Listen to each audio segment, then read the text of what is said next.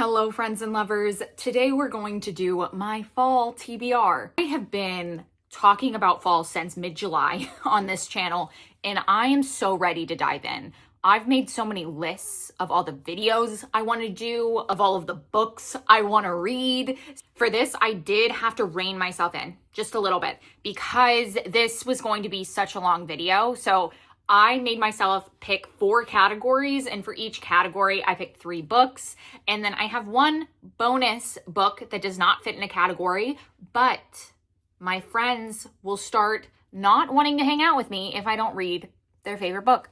So let's go ahead and dive in. We are going to start off with contemporary romance. I feel like the first 2 that I'm going to mention have been everywhere this year, and I just haven't gotten to them yet. And for some reason, both the covers give me fall vibes. So let's start off with Bourbon and Lies by Victoria Wilder. This is a small town romance, and the tagline is, "Never fall for a fox brother. Any woman who did ended up dead." I mean, count me in. So this follows Lainey, who is a girl who is on the run. Grant thinks she is nothing but trouble. He wants her to stay away from his family and his property. Of course, forced proximity and chemistry are not on his side. So I'm excited to see where this one lands for me. Small town romance has really been working for me this year. That or cowboy romances. I am on board with either of them. You know, like, yeehaw, get me in there. And so the next one is also everywhere. Like, you're gonna recognize this cover. It has been on social media literally everywhere. This is Fight by Sloane St. James. Is a romantic suspense novel, and this follows a jaded firefighter and, of course, another girl who is on the run. Girls are running. It couldn't be me. I walk fast-paced, but I'm never running. But it seems like we have a grumpy firefighter who is jaded by the memories of his past and dealing with, you know, life and death situations that he's been put into as a firefighter. And of course, when someone comes into his life who needs a lot of help, what does the good fireman do? Probably helps her. And, you know, I'm hoping my one complaint with romantic suspense is that a lot of the time it falls into this like damsel in distress trope that I don't really love, where it's just like the girl gets kidnapped at the end and you're like, okay. Or she's like held at gunpoint and he like saves her. I'm like, can we make this a little bit more interesting? Let's make the girl like do something. The last for contemporary romance is a little out there. And if you are related to me, I am sorry. This is Chasing the Wild by Elliot Rose. This is an age gap forbidden romance. Layla is supposed to be the good girl, but cannot deny her attraction to her ex-boyfriend's father. I can't wait. This is a cowboy romance, so, you know, sign me up. I love drama, I love angst, and I love it when you fall for your ex-boyfriend's dad. Like, I'm just a simple girl out here for a good time. What can I say? My mother's gonna watch this. Anyway, let's move on to our next subgenre, which is paranormal romance. So our first one, I have Accidentally Hooked Up with a Vampire by Jessica Cage. This is, of course, a paranormal vampire romance. Whitney loses her job, and like every other person would, she goes out, Chino let off some steam, let her hair down, gets a little tipsy, and she ends up having a one-night stand with none other than a vampire. You know, a situation we have all been in time and time again. So I'm excited to see how Whitney deals with it and what kind of hijinks ensue from there.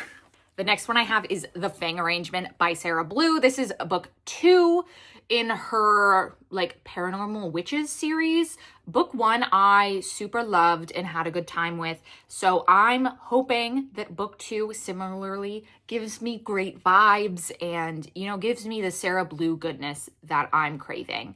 This is a vampire witch romance. Our heroine finds herself in some hot water when she goes on a date with a wolf shifter and then ends up being accused of murder. You know, one thing does always lead to another. In order to get out of this, she makes a deal with a vampire for protection.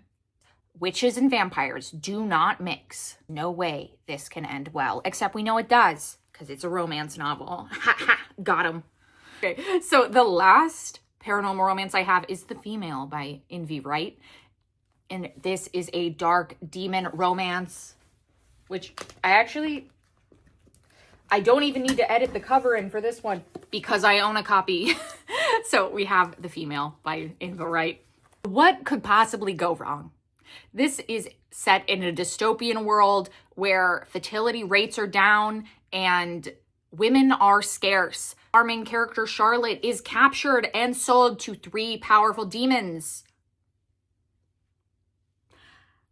I'm gonna read it, and I'm probably gonna love it. And then for our next category, I have Romantasy, which I have been absolutely gobbling up, both fantasy and romantasy this year. If you've watched any of my videos, it's been like a year of nothing but fantasy, so I had to include some on this list. I have Wooing the Witch Queen by Stephanie Burgess. This is a gas lamp romantasy with hags and ogres lurking in a forest where 3 queens kind of form an uneasy alliance to protect their kingdoms. And this is a romance between an evil, I put that in quotation marks because from the synopsis, it seems like it should be in quotation marks, an evil witch queen and a wizard that isn't all that he seems. So, I mean, this sounds like a good time, you know? And I'm always down for a good time. And then we have The Wolf King by Lauren, I'm barely going to be able to say her name, Palfreniman. About a princess who is stolen by an alpha as war is raging between the humans and the wolves. So, of course, a forbidden romance ensues. Sign me up, baby! And then our last one is another book 2 in a series, and this is Bonds of Hercules by Jasmine Moss. As I said, this is book 2 in her Villainous Lore series, a mythology, gladiator romantasy, a why choose situation with heavy humor and spice. And what I'm hoping to figure out, so when I read book 1, I actually didn't know it was a why choose. So the whole time I was like, who's supposed to be the romantic interest here? And it turned out maybe all of them. So I guess we'll find out who wins if not all of them, you know? Because I was on board, like, for a while, I was like, it has to be these guys. Like, at least I thought it was, like, 2 of them. But then by the end of it, I was like, I think there's 4 of them. Like, I don't know. Like, it broke my brain because I think I just didn't go in with the expectation that it was a why choose situation. So I was just really confused. Then our last subgenre is dark romance, because you know you can't have a dark and spooky season without some dark and spooky, slightly concerning romances. So my first one is No You Hang Up by A.J. Merlin. This is a horrormance, which is horror romance, about a prank call during a slumber party where, like, you think it's all fun and games until it isn't. And this is apparently an extremely dark romance. I didn't want to look too much more into it because this is only 200 pages. So I will be diving in. I love the cover. It's giving, you know, the vibes that I think it should be giving. So hopefully it delivers on, you know, being a spooky good time. And next I have Tainted Hearts by Jen D. Young.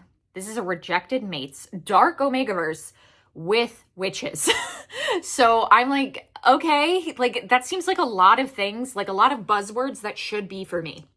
This book should be like my favorite book. So let's see if it delivers. So apparently, you know, in a rejected mate situation, it means, you know, like your soulmate, your scent match, whatever gets rejected.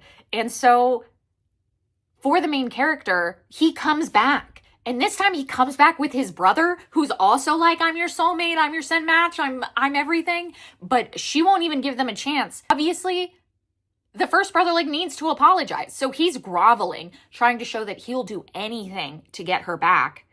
And I'm like really interested to see like how this goes. I feel like I haven't read too many rejected mate romances because sometimes they scare me a little bit because they seem like very emotional, where I'm like, no, just like be in love, dog. Like, I mean, I love angst, but I'm also terrified. And then for our last dark romance, I have Stranded by Shauna Knight. This is a deserted island romance. I don't think I've ever read one of these. I've read like deserted island thrillers. that might have had some romance in it. So for 15 years, Darla has been stranded on this island alone. But of course, because this is a book that Jana's gonna read, 3 men become stranded on that island with her. And Darla is now faced with, like, should I help them survive? Or should I just, you know, let them potentially kill themselves on this island? I feel like we know which direction Darla is gonna go, and, you know, go girl. This is a duology, so I'm hoping that I get to both of them in the fall season, but it just sounds like a good, goofy time. And if you read Pam Godwin's last series, I'm hoping that it gives kind of those vibes, you know? Stranded in the wilderness. My one bonus book is a historical romance, and it is The Highwayman by Kerrigan Byrne. And I got scared as I was reading synopsises of this because it seems like it's going to be a deeply emotional book, and a lot of people mentioned crying. And if you know anything about me, if something's sad, I'm running away from it at full speed. So I stopped reading and was like, okay, I'll just dive in. But it seems like the main characters had a husband who she had known from childhood, and he passed away, and now she's a widow. So of course, I think she's going to emotionally fall for some dangerous highwayman, which, you know, she probably deserves at this point. Like, she already had a good husband, might as well have a naughty husband. I need to put that on a t-shirt. Okay. Anyway, so please tell me what you're looking forward to reading in fall. I am so ready and so hyped. If you're gonna read something and it sounds amazing, don't be surprised if I join you. Anyway, as always, thank you so much for watching.